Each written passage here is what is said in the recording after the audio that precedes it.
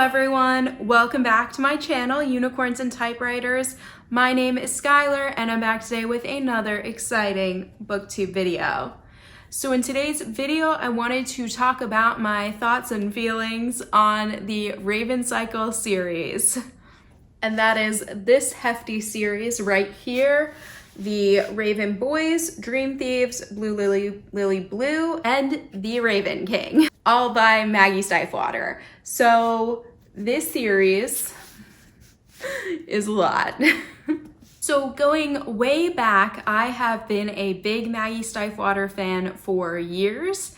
I started reading the Shiver series that you can see on my shelf, her first sort of big series, as it was being published. So that is why I have all of the original hard copies of the Shiver, Linger, Forever, and Sinner books. And after I read those, I did also go back and read Lament and Ballad, which are her fairy series that are kind of lesser known, but I really enjoyed those and I think they're super underrated. So I highly suggest them if you are a Stiefvater fan. I then also read the Scorpio races. I do still need to read all the Crooked Saints, but other than that, I have now read all of the Raven Boys or the Raven Cycle series, and just need to start the sort of next part to this series, which I'm a little bit torn on, but yeah. Basically, I've always loved Maggie Stiefvater's writing. She's been kind of an idol to me as a writer, someone to aspire to, because I love her writing. I love the way she mixes magic into realism. Used to be called magical realism. Now they're calling it other things, and I don't think an exact title has settled yet, but excuse me if I slip into calling it magical realism. It's just terminology that I've become so familiar with, and it fits it so well in the sense that all of her books take place in a reality much like our own, but there are elements of magical or supernatural things that are occurring. And I think I like that type of writing the most because it always gives us a main character who is like us, that we can relate to, that does not know and is not familiar with this sort of magical element that is suddenly coming into their life the same way it's being introduced to us as the reader. And I really connected with that. I think before I read Maggie Stiefvater, I was mostly reading contemporary books about mental health, which are still such a big part of why I want to be a writer and such a big foundation to me as a reader and a writer. But once I started reading Maggie Stiefvater, I too wanted to write this sort of magical realism genre of realistic contemporary characters who are affected in some way by magic or supernatural forces. And I still to this day really love that and really aspire to do that type of writing. So it's influenced me greatly. However, this series, I feel like from the very beginning, people were saying was very different from her other writing. And I think Maggie Stiefvater herself even made a post about how not everything she writes is going to be for everyone, and that's okay. Because she became such a well-known author, Scholastic gave her a lot more freedom. Her publisher or agent gave her a lot more freedom to write something like a little bit out there that doesn't necessarily fit neatly into what she's written before, or even in this case, I would say into the young adult genre. And I love that. I love the idea of experimenting with genre. I actually started writing a young adult book when I was in high school. It switched perspectives a lot. The main character was a young adult, a teenage girl, but another character that I wanted to have little bits of perspective from throughout the book, even though most of it was from a teenage girl, was an adult who was very integral to the story. And I was told by multiple people, you can't do that. You cannot have the perspective of an adult in a young adult novel. Kids won't like it, teenagers won't relate to it. It doesn't work, you can't do it. Reading this series, there were some adult perspectives. I don't believe they began until about halfway through the series, which is the issue I have with it, to be real.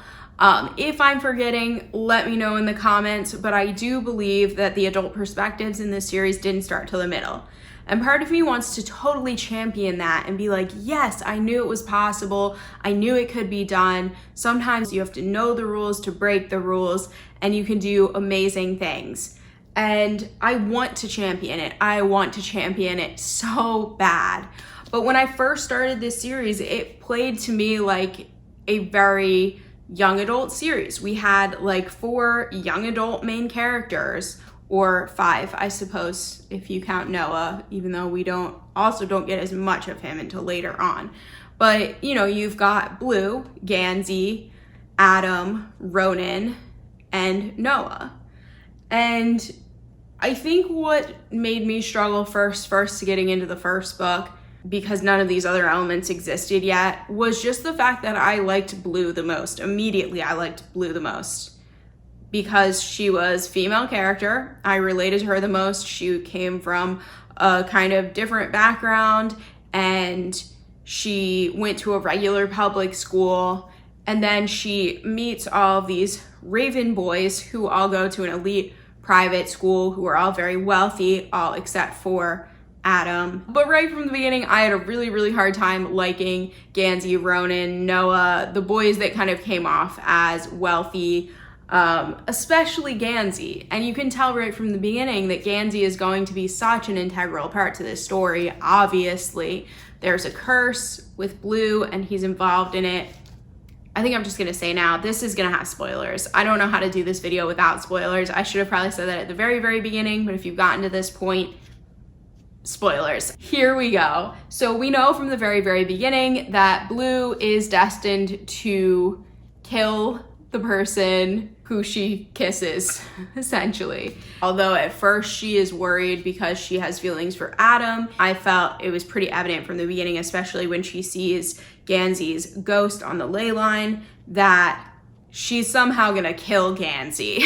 And right from the start, I'm kind of like, okay. I don't like Gansey's character. I don't really like him so far. So it was hard for me to really feel so much for that. But I was also kind of like, I see what's gonna happen here. Somehow we're gonna take this very unlikable character and Maggie Stiefvater is going to make me like him. And I don't think he's supposed to be unlikable. So I don't know like whose problem that is. Please tell me also below in the comments if you also disliked Gansey at the beginning, or if that's just me, because I went to private school when I was younger and I experienced these types of people that are very wealthy and very full of themselves.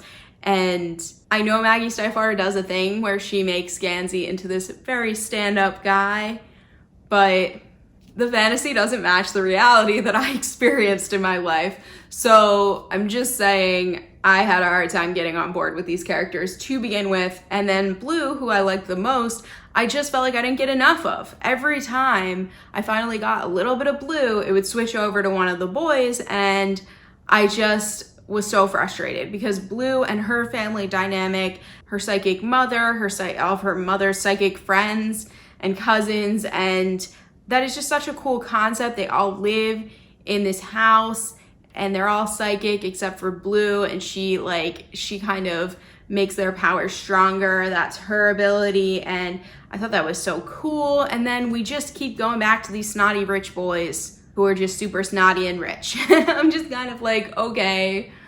Oh. And I don't know anyone else who had this problem in person. I had one friend in person that I discussed this series with, and she didn't see that at all. I think she immediately liked the boys. So maybe it's just me and my own experiences. I really do wonder if Maggie Stiefvater herself ever went to private school, or if she's just sort of romanticizing this idea from a distance that private school boys, that they're not so bad and they're actually romantic and cool. And I'm like, okay, maybe some, none of the ones I ever met. Right away, mixed feelings, but you know, I wanted to power on.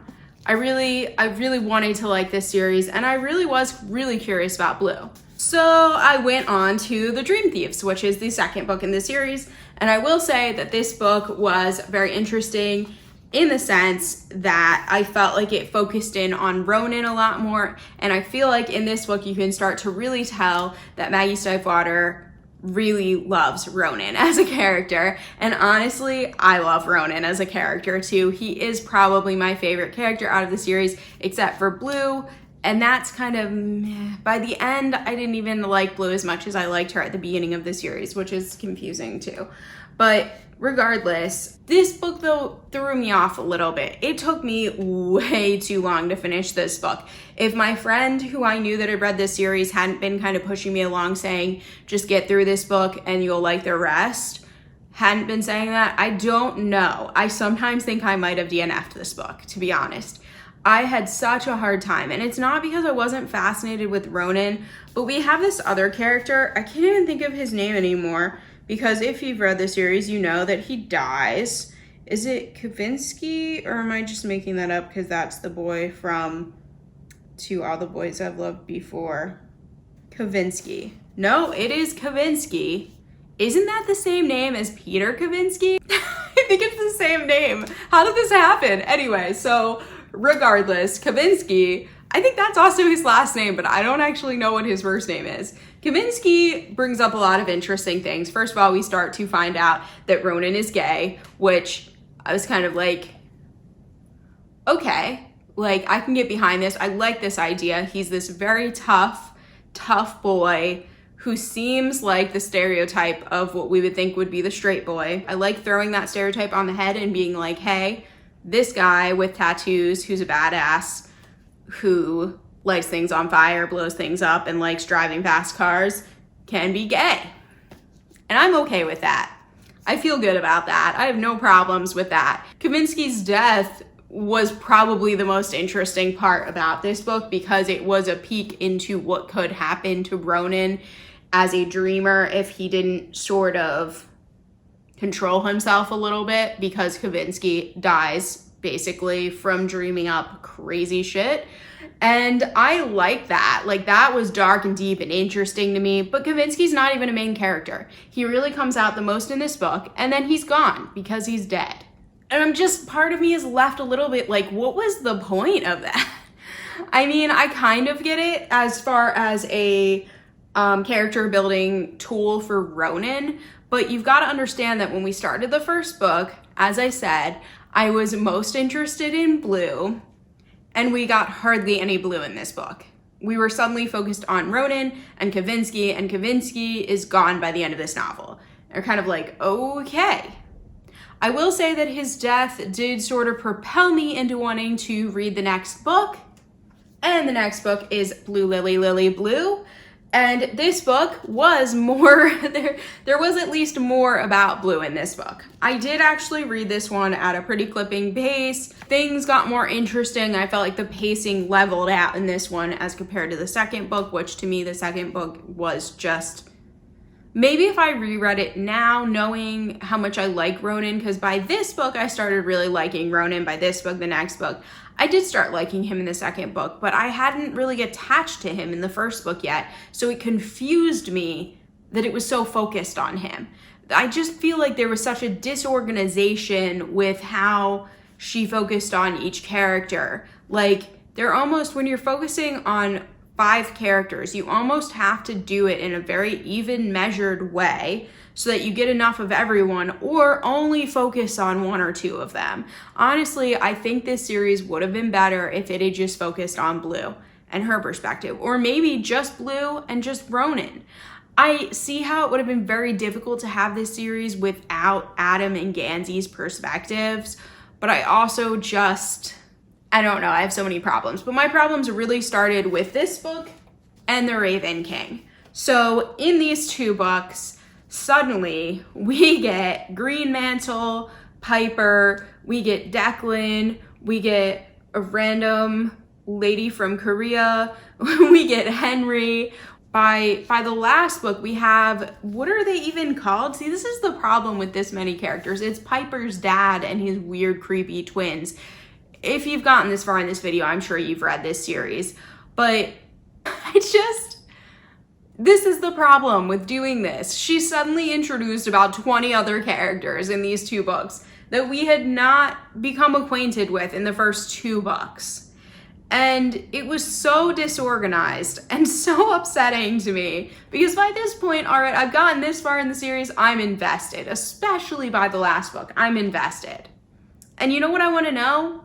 I want to know more about Blue. At the end, we're at the same place where we started, where I just want to know more about Blue.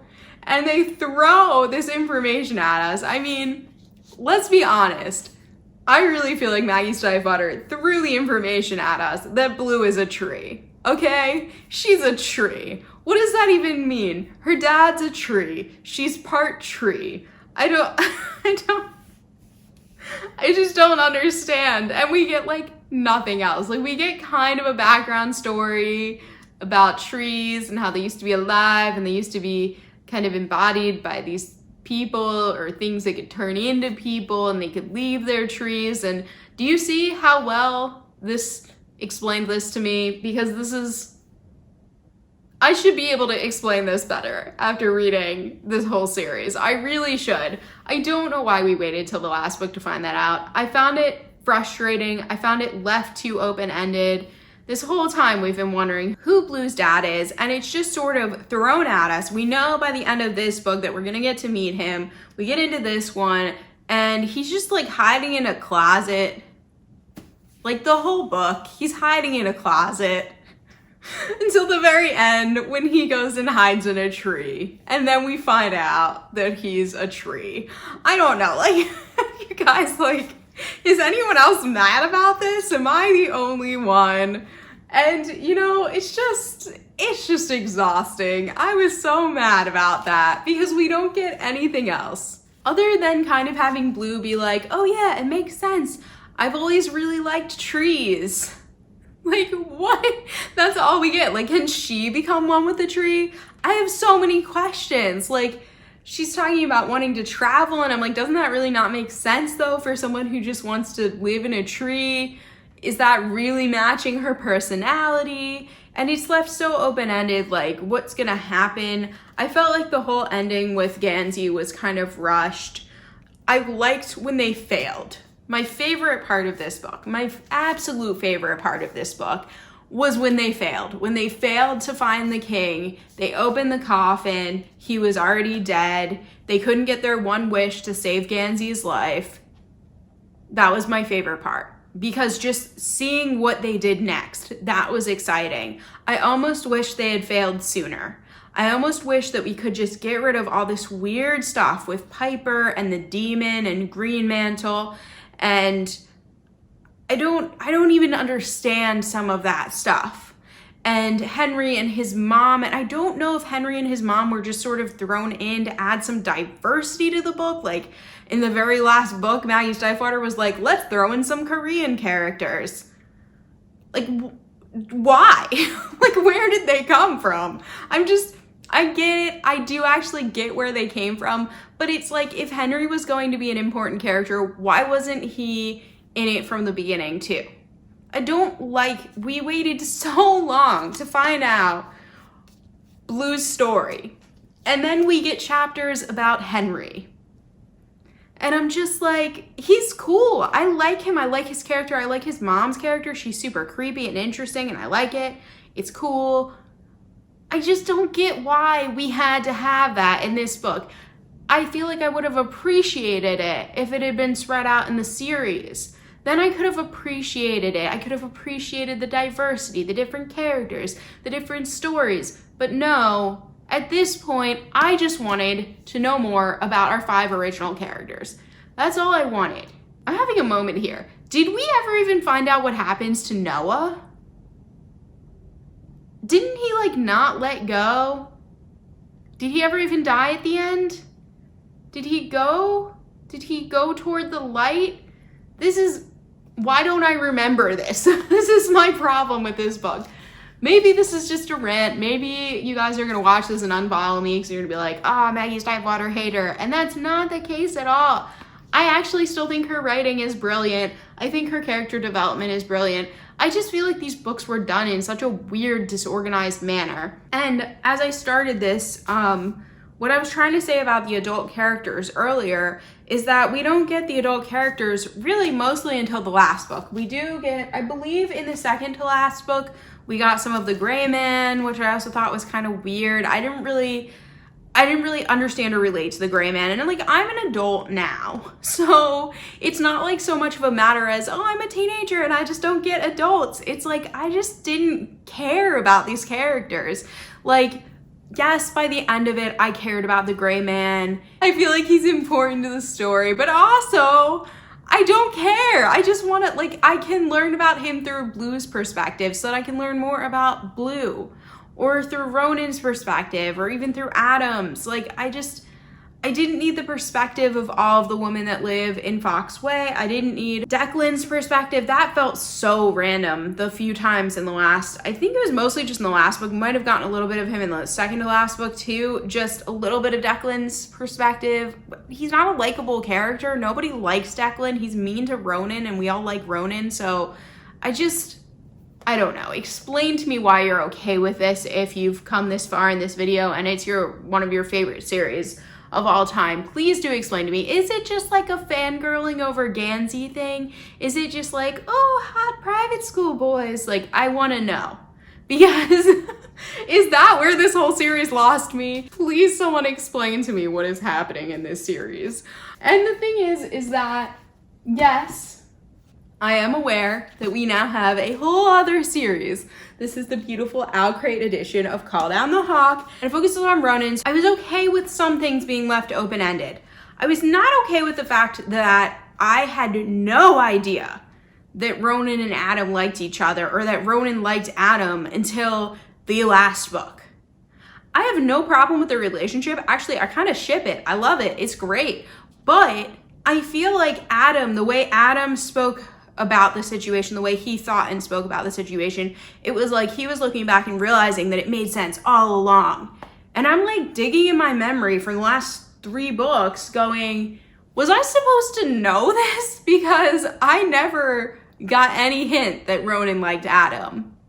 And like I said, I totally ship it. I love it. It's great. It's fantastic. I'm all for it. But like, also, what? What's happening? And so that I can kind of put aside and be like, all right, well, this book is about Ronan. Adam will be in it. He's got to be in it. I don't know that for a fact, but I feel pretty certain that he's in it. So I'm like, all right, well, if this book's about Ronan, Adam, or at least his thoughts on Adam, will be in this book. But Blue and Gansey, I don't think they're in this series. I don't know that for sure.